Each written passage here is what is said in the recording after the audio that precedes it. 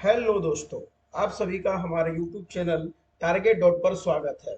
आज का हमारा जो वीडियो है वह लूसेंट किताब के ऑब्जेक्टिव सेशन का चौथा वीडियो संविधान की विशेषता से है।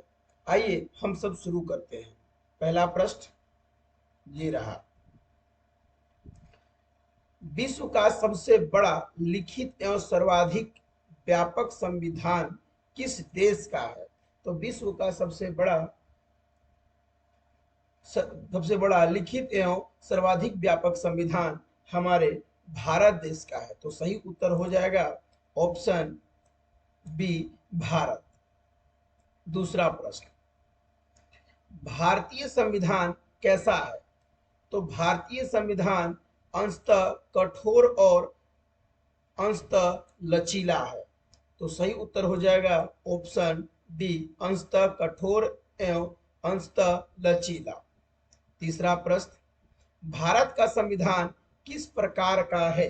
तो भारत का संविधान नम्य एवं अनम्य प्रकार का है, जिसे आप अंशतः कठोर एवं अंशतः लचीला भी कह सकते हैं। तो तीसरा प्रश्न का सही उत्तर हो जाएगा ऑप्शन सी। चौथा प्रश्न, भारत के संविधान में भारत को माना गया है।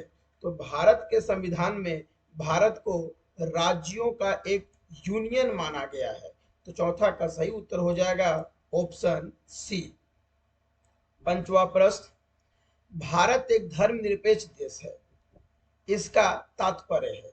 तो भारत एक धर्मनिरपेक्ष देश है, इसका तात्पर्य उस राज्य स्तर पर उसका राज्य स्तर पर राज्य स्तर पर कोई धर्म नहीं है। तो पंचवा का सही उत्तर हो जाएगा ऑप्शन बी, उसका राज्य स्तर पर कोई धर्म नहीं है।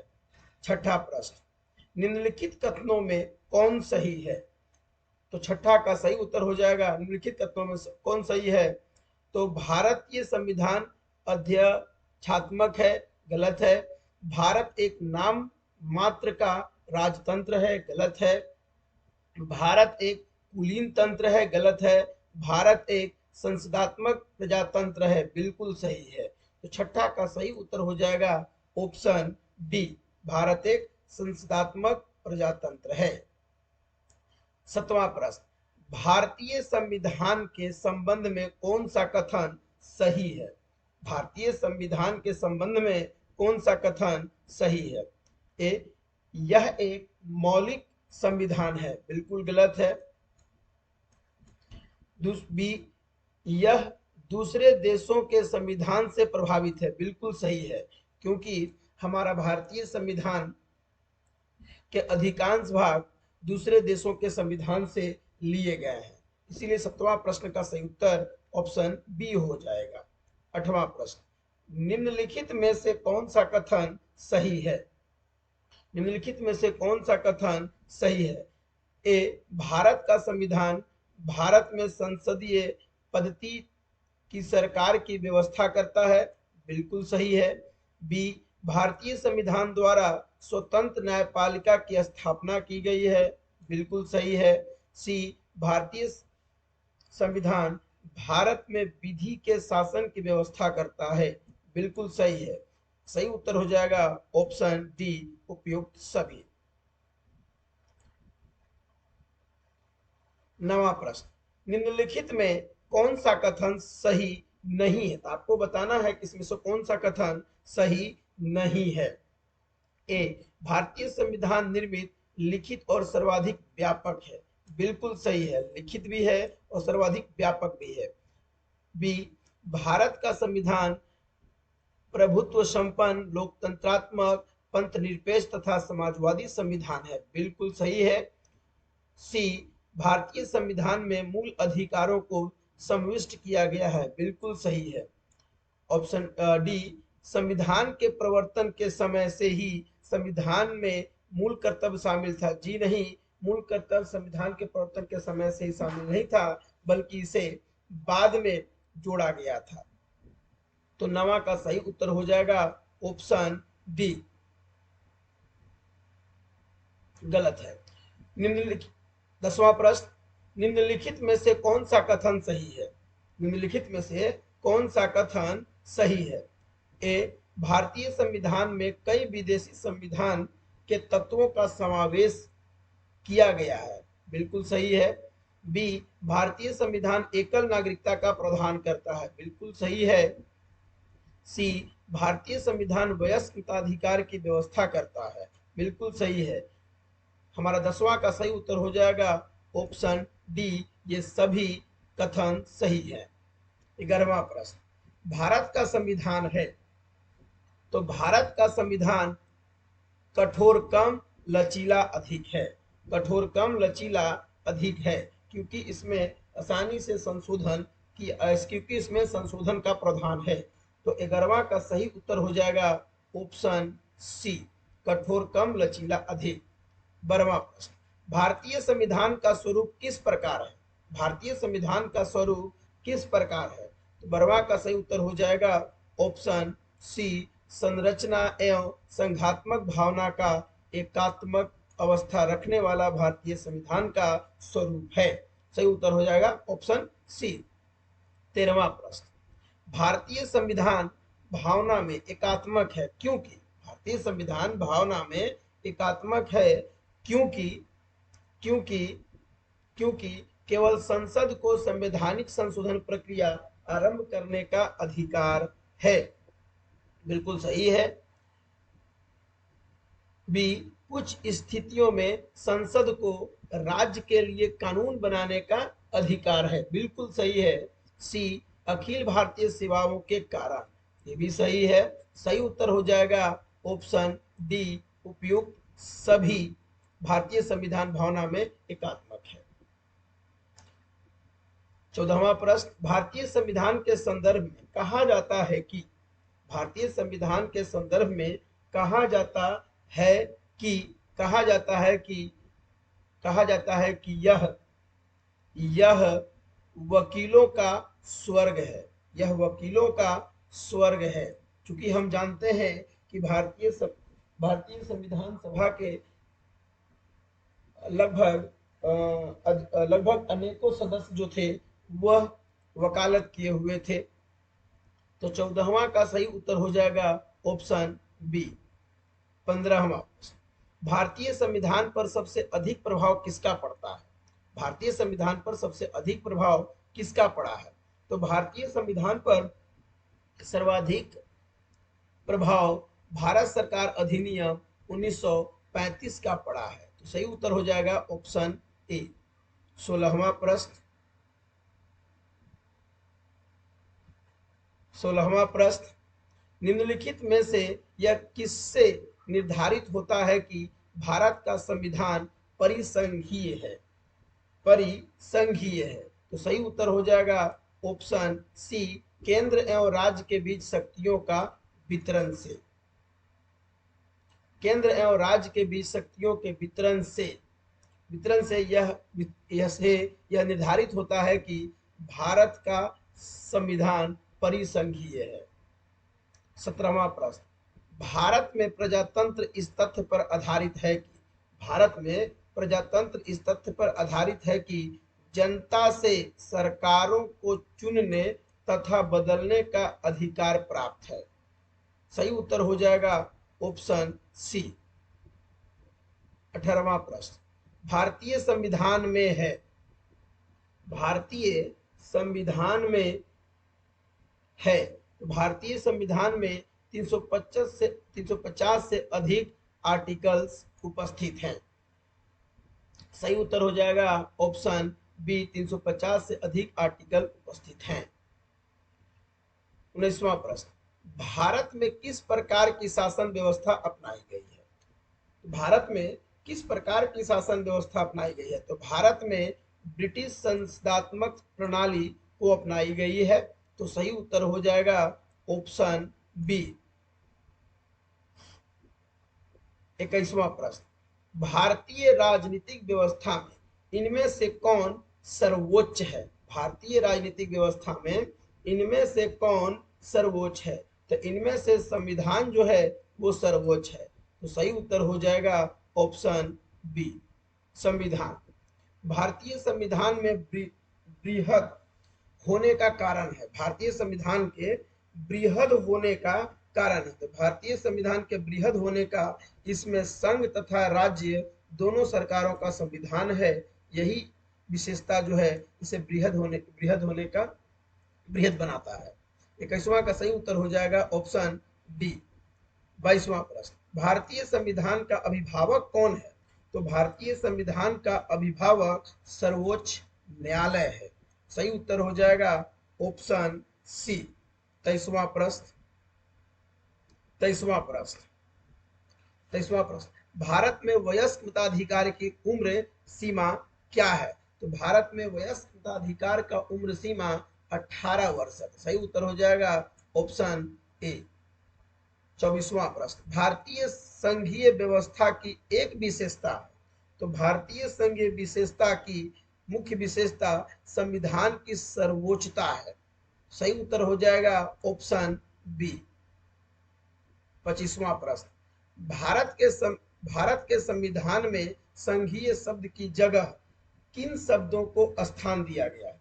भारत के संविधान में संघीय शब्द की जगह किन शब्दों को स्थान दिया गया है? तो दिया गया है राज्यों का संघ, क्योंकि संविधान में भारत को राज्यों का संघ बताया गया है। 25वां का सही उत्तर हो जाएगा ऑप्शन सी।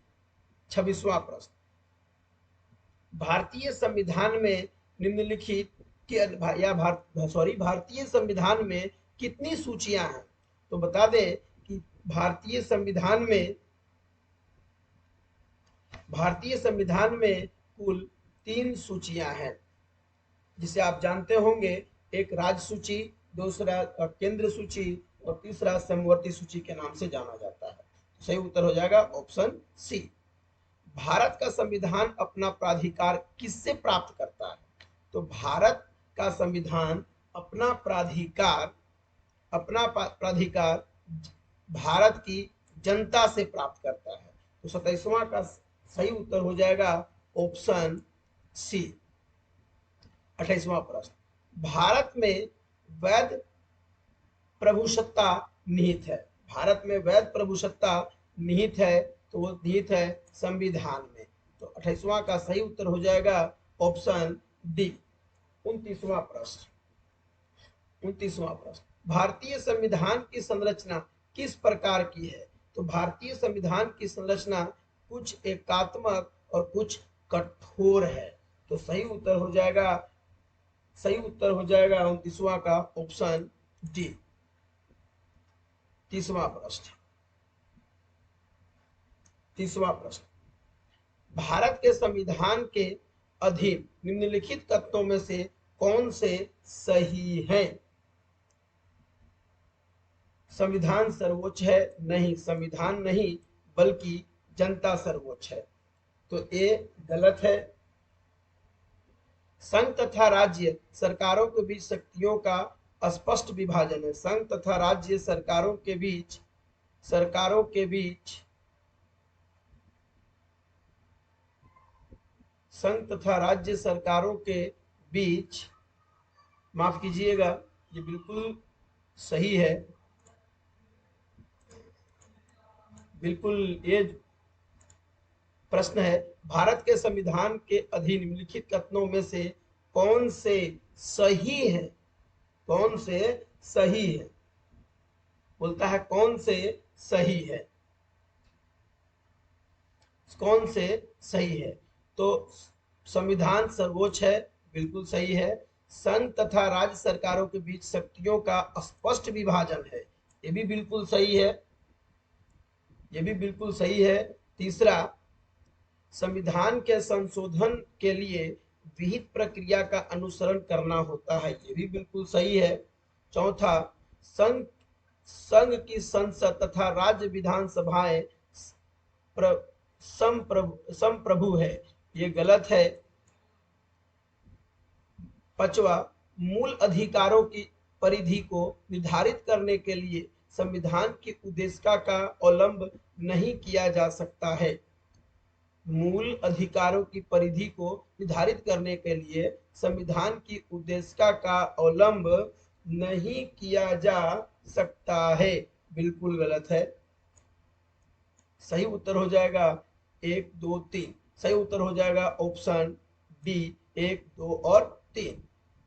31वां प्रश्न, लिखित संविधान की अवधारणा ने सर्वप्रथम कहां जन्म लिया था? बताना है कि लिखित संविधान की अवधारणा ने सर्वप्रथम कहां जन्म लिया था। तो मैं बता दूं, यह सर्वप्रथम फ्रांस से शुरू हुआ था। तो सही उत्तर हो जाएगा ऑप्शन ए फ्रांस।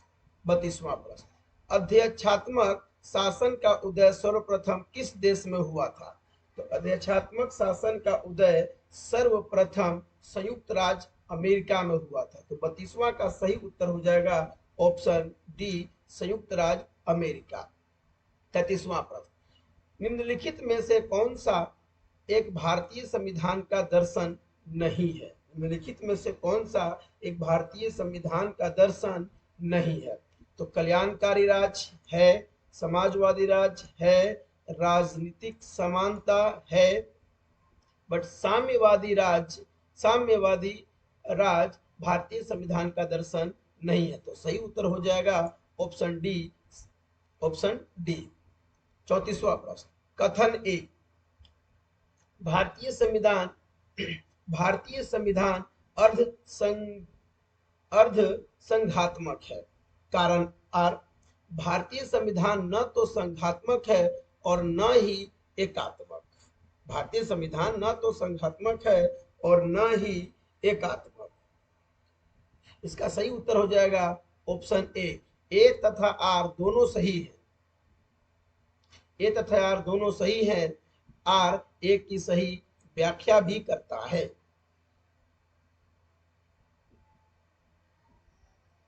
35वां प्रश्न, इनमें से कौन सा भारतीय संघीय व्यवस्था में एकात्मक तत्व है? इनमें से कौन सा भारतीय संघीय व्यवस्था में एकात्मक तत्व है?